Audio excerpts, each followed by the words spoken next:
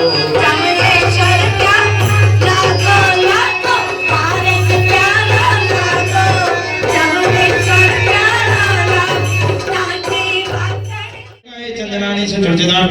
ह्रीं स्वस्ति चतुर्कोणेषु चतुष्कलशस्थापनां करोमि। अर्घ्य दे देंगे।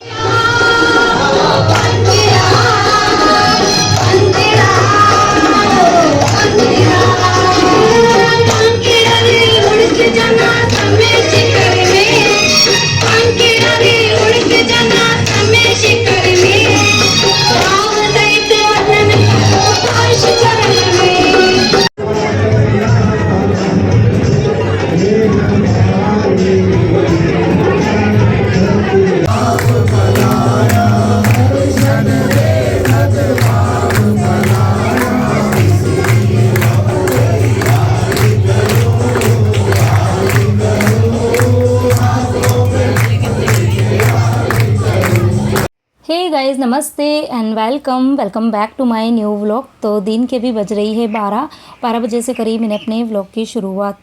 तो 2 दिन जो मैंने वीडियो अपलोड करे थे ना, तो उसमें मैंने अपने मंदिर जी का कुछ भी क्लिप ऐड नहीं करी थी। तो मेरे पास में ढेर सारे कमेंट आए थे कि श्रद्धा थोड़ा बहुत भी आप क्लिप ऐड करना, लेकिन ऐड ज़रूर करना, हमें अच्छा लगता है। तो कुछ रिकॉर्डिंग करी थी आप लोगों के लिए ही, तो वीडियो के स्टार्टिंग में मैंने लगाती है। होपफुली आप सभी ने अच्छे से एंजॉय किया होगा। तो चलिए कर देते हैं आज के वीडियो की शुरुआत। आज का जो व्लॉग है वो कल के वीडियो का ही कंटिन्यूएशन है।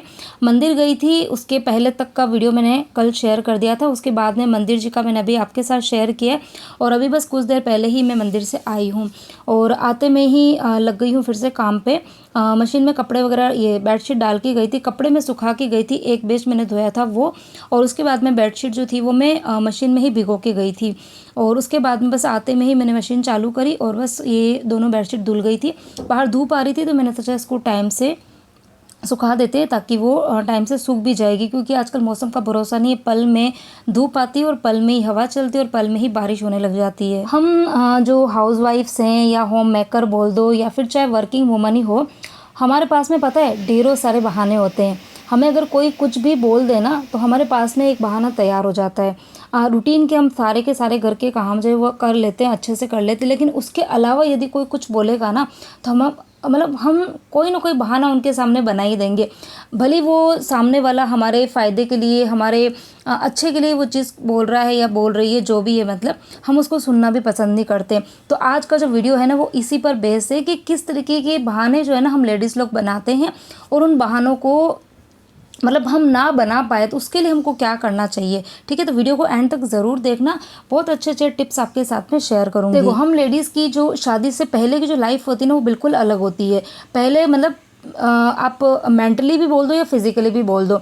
मेंटली ये है कि हमारे पर कोई रिस्पॉन्सिबिलिटी नहीं होती है, मतलब जो होती है वो सब मम्मी और पापा वो सब ले लेते हैं, हम लोग फ्री वाली ज़िंदगी जीते हैं।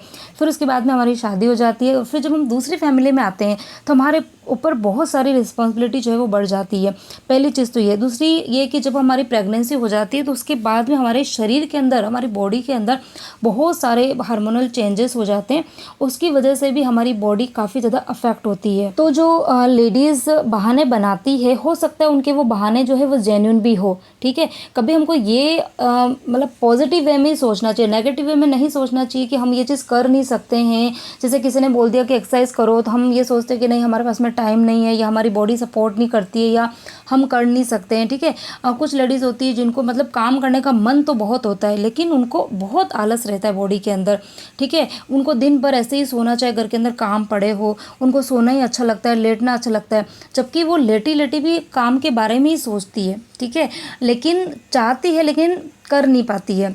तो उसके ना 2 रीज़न हो सकते हैं। या तो उनको कोई हेल्थ इश्यूज़ है, ठीक है, या फिर उनको कोई फिटनेस प्रॉब्लम हो सकती है। 2 कारण हो सकते हैं।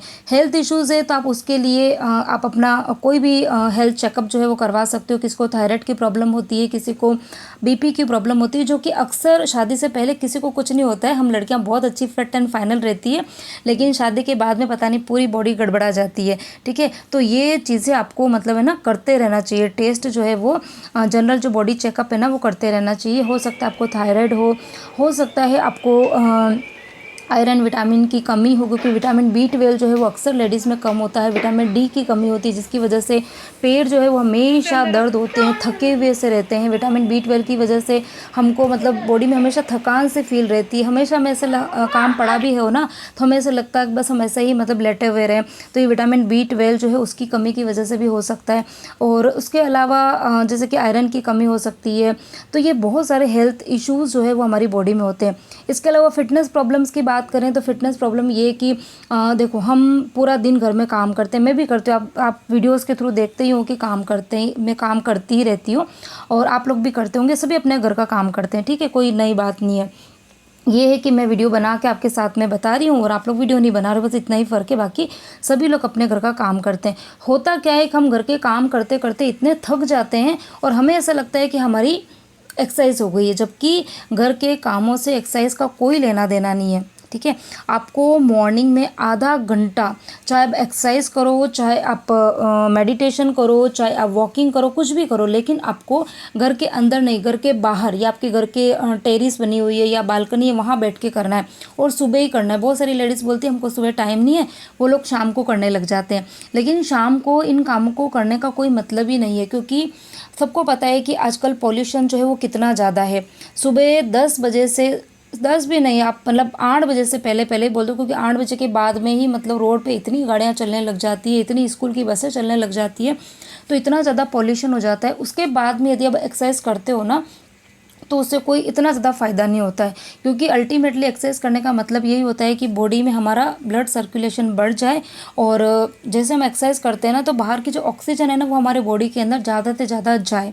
तो जितनी ज़्यादा हम ऑक्सीजन को अपने अंदर लेंगे, हमारी बॉडी जो है ना वो खुश रहेगी, अच्छी रहेगी, फिट रहेगी, हमें थकान महसूस नहीं होगी। इसलिए कोशिश करनी है कि आपको सुबह सुबह कम से कम आधा घंटा, जब भी आपको टाइम मिले, अगर आपको टाइम नहीं मिल रहा है तो आप आधा घंटा जल्दी उठो।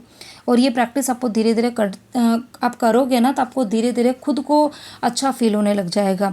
तो मेरे आज वीडियो बनाने का मकसद यही था, क्योंकि लेडी मतलब जब मेरे वीडियो देखते हैं ना, तो आप कमेंट करते हैं कि आप काम करते हो, हमें भी अच्छा लगता है, हम करना चाहते हैं लेकिन कर नहीं पाते। तो ऐसा नहीं है कि हम जानबूझ के नहीं करते हैं, ये कुछ इश्यूज़ होते हैं, तो आप एक बार उनको चेक करो और धीरे धीरे उन चीज़ों को आप है ना इम्प्रूव करने की कोशिश करो, तो फिर आप भी बहुत अच्छे से सभी चीज़ें करने लग जाओगे। तो चलिए, अब यहाँ पे चल क्या रहा है। कल गई थी मैं डी मार्ट गई थी कुछ और काम से, जो काम करने गई थी वो काम हुआ नहीं, और फिर मैं दूसरे काम जो है वो निपटा के आई थी। तो करने क्या गई थी वो बाद में बताती हूँ, लेकिन अभी बता रही हूँ मैं क्या क्या सामान जो वो लेकर आई थी। कुछ एक आध सामान ख़त्म हो गए थे, बाकी सामान अभी पड़े थे, लेकिन 5-10 दिन बाद मुझे वैसे भी जाना ही था, तो मैंने सोचा चलो गई हूँ तो बार बार कौन जाए, हाथों हाथ सामान जो है वो लेकर आ गई थी। लिस्ट लेके नहीं गई थी, क्योंकि वो ये कि प्लानिंग के साथ नहीं गई थी, विदाउट प्लानिंग चली गई थी। तो सामान में जो रूटीन के सामान थे वो ख़त्म हो गए थे थोड़े बहुत, तो वो लेकर आई हूँ। साथ में जो किचन की मेरी कैंची है ना, वो मेरे मतलब टूट गई थी, काफ़ी टाइम से टूटी हुई कैंची मैं यूज़ में ले रही थी, लेकिन है ना उससे काम बन नहीं रहा था मेरा, क्योंकि किचन की जो कैंची है ना वो काफ़ी ज़्यादा शार्प है, और बच्चे जब अपनी एक्टिविटी वगैरह करते हैं ना, जो कार्डबोर्ड कट करते हैं तो उस कैंची से कट करते हैं, तो उसकी वजह से उसका जो प्लास्टिक का हैंडल था ना वो टूट गया था। तो 99 रुपीज़ में मुझे 2 कैंची मिल गई थी, तो वो लेकर आई थी। इसके अलावा कुछ एक आध दालें ख़त्म हो गई थी, और बाकी कपड़े धोने की, नहाने की, बर्तन साफ़ करने की साबुन, और हाँ, ये कसूरी मेथी का पैकेट लेके आई हूँ, और इस बार ये मुझे बहुत सस्ता मिल गया। लास्ट 3-4 महीने हो गए मुझे पता है, 100 ग्राम का ये पैकेट मैं 98-99 रुपीज़ में लेके आती हूँ, और कल ये मुझे 49 रुपीज़ में मिल गया, तो लेकर आई। और चाय पत्ती लास्ट मंथ में लेकर आई थी, महाराष्ट्र चाह करके लाई थी, और आप लोगों ने मुझे पूछा भी था कि श्रद्धा कैसी है, तो मुझे बहुत अच्छी लगी थी, तो इस बार भी मुझे लेके आना था, लेकिन हुआ क्या, उसका है ना सिर्फ आधा किलो का ही पैकेट है, छोटा नहीं है, और मेरे पास में ऑलरेडी पहले की चाय पड़ी हुई थी, चाय पत्ती, तो इसलिए मैंने सोचा कि एक्स्ट्रा अगर मुझे रखनी है तो एक छोटा पैकेट ले लेती हूँ, तो मैं सोसाइटी वाला पैकेट लेके आई। और साथ में वहाँ पर डीमार्ट में ये नारियल वगैरह काफ़ी सस्ते मिल जाते हैं, बड़े बड़े साइज़ के 25-26 रुपए में मिल जाते हैं, तो मैं 2 उठा के लेकर आ गई, क्योंकि मेरे यहाँ पर जो नीचे शॉप वगैरह बनी है ना बिल्डिंग में नीचे, वहाँ पर 35 और 40 रुपये का एक नारियल मिलता है। अब इन 2 नारियल का क्या करूँगी वो मैं आपको अगले आने वाले वीडियोज़ में बता दूँगी। सूजी ख़त्म हो गई थी, तो सूजी के 3 पैकेट लेके आ गई हूँ, शक्कर लेके आई हूँ 5 किलो, और चावल वैसे मेरे पास में पड़े थे, लेकिन इस बार मैं वो जो पूरे आते हैं ना बासमती, वो वाले मैं लेके आई हूँ 2 किलो। तो ये सारा मेरा ग्रोसरी का सामान हो गया है। और हाँ, काम करने क्या गई थी, करने गई थी मैं एक्चुअली बच्चों की जो स्टडी टेबल तो बन गया, लेकिन स्टडी टेबल की चेयर मुझे लेके आनी थी। तो वो है ना, मैं 1-2 महीने पहले गई थी तो मैंने देखी थी, तो मुझे वो ठीक लगी थी, लेकिन ये मेरे साथ में नहीं थे। तो इस तरह की कुछ चीज़ें लानी होती है ना, तो हम दोनों जने साथ में ही जाते हैं।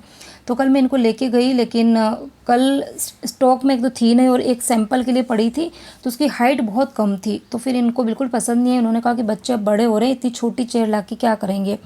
तो एक तो वो काम से गई थी, और दूसरा एक ये विहान का स्कूल का बैग जो था ना, वो फट गया था काफ़ी टाइम से। बीच में एक आध बार मैंने उसके स्टिच लगा के भी काम चला लिया था, लेकिन यही है कि काफ़ी सारी बुक्स रहती है, बहुत सारी चीज़ें बच्चे लेके जाते हैं सॉरी स्कूल, तो अच्छा बैग उसको चाहिए था, तो वो लेने गई थी, तो वो भी मैं लेके आई हूँ। तो कैसा है वो मैं आपको आगे बता दूँगी। अब यहाँ पर ये जो ग्रोसरी का जितना भी सामान है ना, उसको मैं अपनी जगह पे लगा रही हूँ। तो वैसे तो अभी किचन की मैंने सारी क्लीनिंग जो है वो कर दी थी पर्यूषण के पहले ही, लेकिन अभी उसको भी हो गया करीबन 10 दिन हो गया। तो मुझे किसी ने उस टाइम पे पूछा था कि श्रद्धा ये दिवाली की क्लीनिंग चल रही है क्या। तो दिवाली की क्लीनिंग नहीं है, मैं साल में 2 बार पूरा ही किचन खाली करके डीप क्लीन करती हूँ, और बाकी मंथली बेसिस पे और डेली बेसिस पे, वीकली बेसिस पे क्लीनिंग जो है वो चलती रहती है।